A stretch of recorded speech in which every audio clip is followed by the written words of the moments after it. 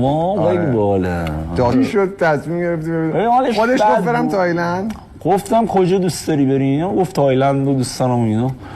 گفتم نریم اصلا یه وقت. مطمئنی افسردگی داشت بابا؟ آره حالش بد. گفتم نه یه وقت مریض چی؟ گفت مگه آدم با طبیعت مریض میشه اینا؟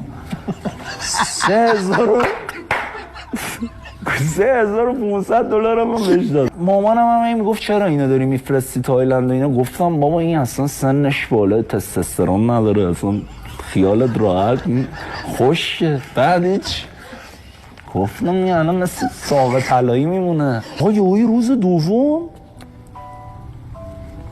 رفته بود تو این کلاب پاشم امیله آویزون میشن.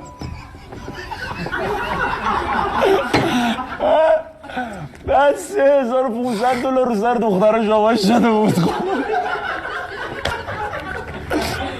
یه وایستاد گفت شاباش شدم. گفتم عروسی. گفت نه تو کلاب.